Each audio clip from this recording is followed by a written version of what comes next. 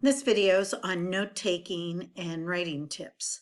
And in criminal justice, no matter what field you go into, it is very important to understand note-taking and its importance, as well as some writing tips in doing your reports.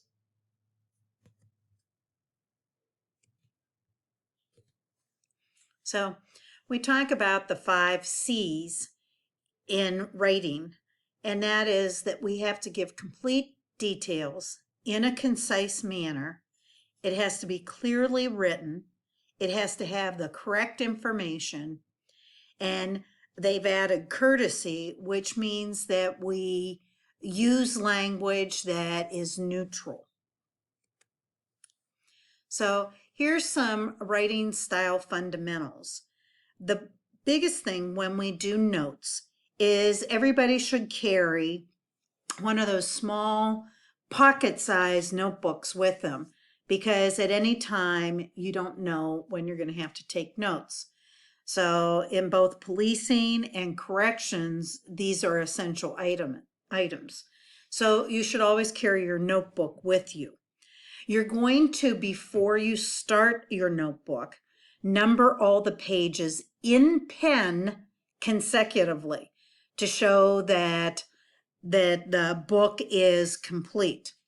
And you're not going to remove any of the pages, because at any time these can be used as evidence.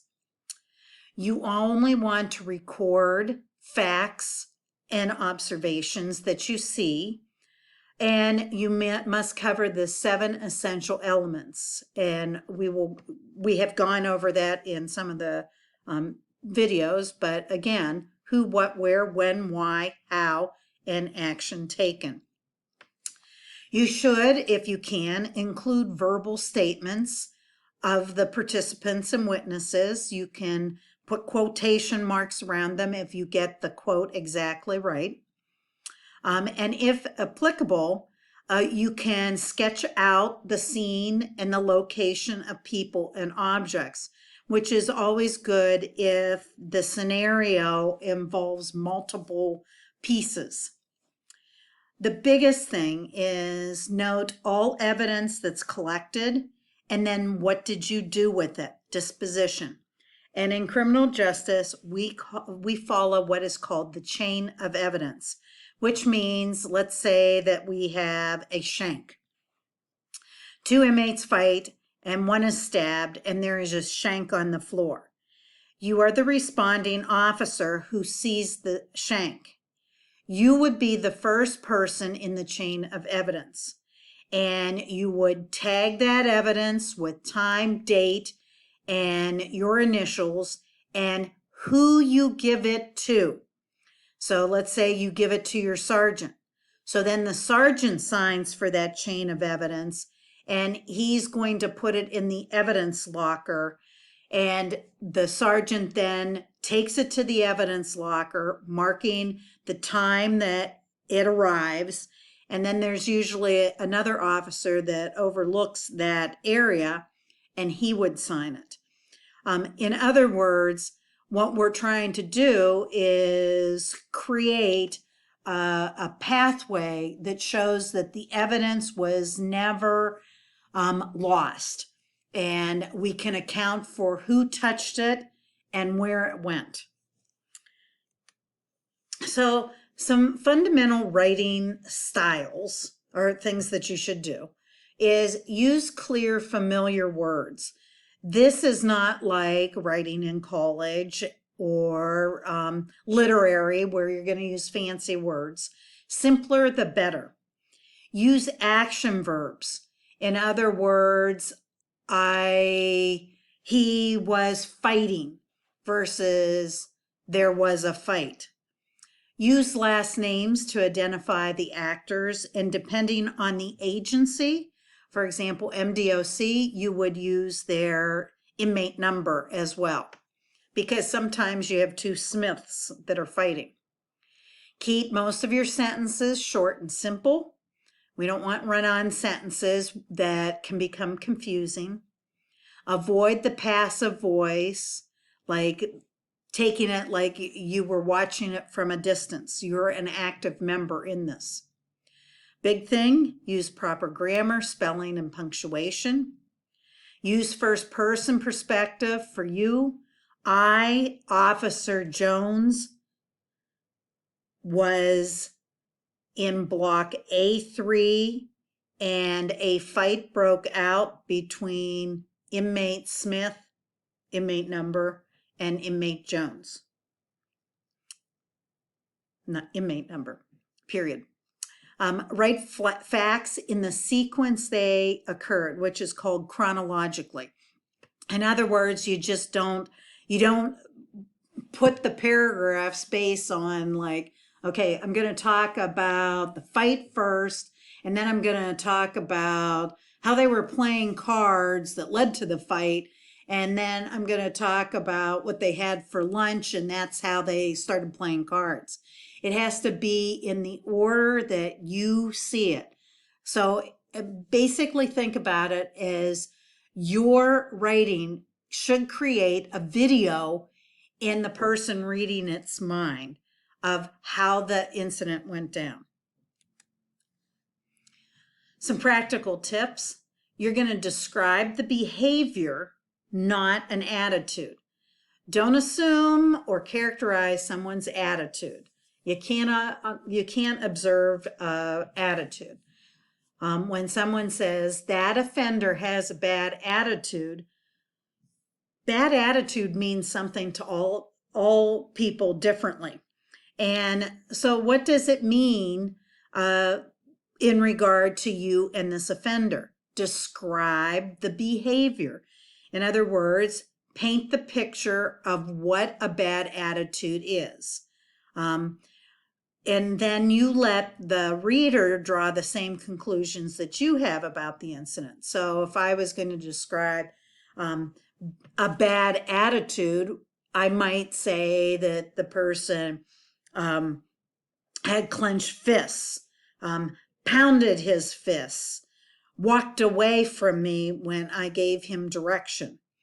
In other words, you have to describe the behavior, not the word attitude. State facts. This is the hardest one. State facts and not your opinion. So your opinion is the offender had a bad attitude, but any opinion that you might have has to be validated by facts. And in other words, you write out the facts, and then by inference or inferring that people can then arrive at your opinion that they have a bad attitude. So example, staff member reports that offender became belligerent. A favorite word in criminal justice, but exactly what does that mean? And can somebody be belligerent in different ways? So did the offender take a step toward the staff member with clenched fists, state loudly that they weren't going to follow the officer's orders? So instead of belligerent, you're describing the actions. They might say a swear word at you. That would be part of that idea about belligerent. But instead of using the word belligerent, you just describe the behavior. Okay, so fact versus opinion. I've always thought if you can ask another question, then you didn't do a good job getting the right word. So the offender acted differently. And so our question would be, how did they act differently? The offender threatened me. Well, what did they do? A staff member is not a team player. What does that mean? This officer is excellent, outstanding, and a great officer. Well, what do they do that makes them excellent, outstanding, and great? Staff failed to abide by policy. Well, what policy? The staff member successfully completed the probationary period. Well, how long was that? What did they have to do? A person gets along with officers and offenders. What do? The offender doesn't cause a lot of trouble. what does that mean? So in each of these cases, you can ask another question, what really tells you that you used the wrong word. So some common mistakes that are seen in reports are where things are not filled in correctly. One would be missing or improperly stated names. You got to know the name of the person. Missing or improperly stated places. So you say that the fight broke out in the yard, but it was really in the day room, and someone could go back and say, well, no inmates were in the yard, so the report gets thrown out. Missing dates and time, you have to be accurate. These are things that if, for example, that it went on to be a criminal case, these are things that an attorney would be clapping their hands about because they could get it thrown out. Missing signatures. When inmates sign a misconduct report, all they're signing for is that they received a copy of the report. This is a requirement under several court cases that they have to get a copy of the report. So if they never get a copy and you don't have the signature, then that's a reason that it can be thrown out. Don't use jargon, and jargon means like a specific language that is used in certain areas. So in criminal justice or prisons, there are certain words that we use all the time. For example, like a prison slang, where I work, that they didn't call their cells, they called them their cribs. And so we wouldn't write in the fight occurred in the inmate's crib, because people would be thinking like, was there a baby in there? What happened? Use of acronyms, something that just drives me nuts, is, yes, we all know like FBI, but many times within the agency, they start using acronyms that people from outside those agencies don't know what they mean. So you should always write out the word or the acronym, and you can put it then in parentheses and then start using it. So abbreviations should never be used, because many times people abbreviate. Like we always used to, for substance abuse, it was S /A, SA. But someone else might not know what it means, just like without, W/O. Just write out the word without. Don't come up with unsupported conclusions. Well, I think he's guilty because he's a bad man. That's all opinion. Any lack of objectivity really means that there's something that's subjective within the report, not based on fact.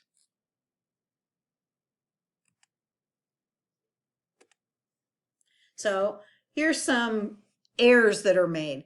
Misspelled words. You got to know how to spell. You're lucky that Word will pick up some words, but sometimes you use the wrong word, it's not going to tell you you used the wrong word. Improper grammar. I know you're college students, it's expected that you know how to write, but one of the things that I see in Michigan is people say, I seen it. It is correct English to say, I saw it. Seen is not correct. Improper sentence structure.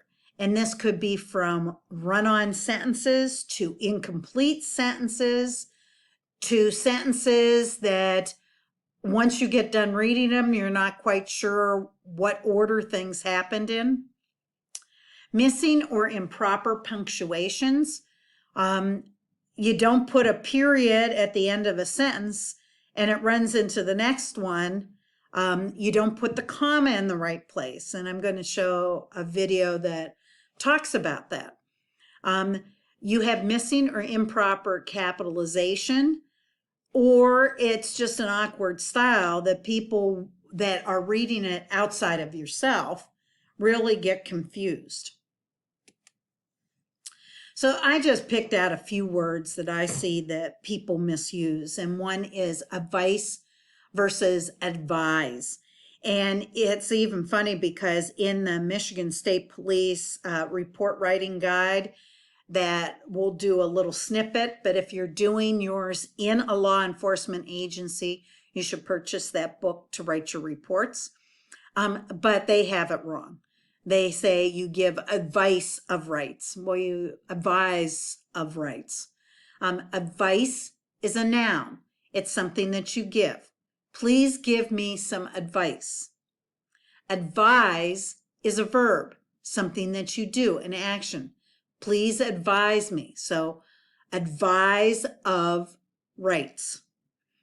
Affect and effect, one of my harder ones. As a verb, they differ. To affect something is to have some influence on it.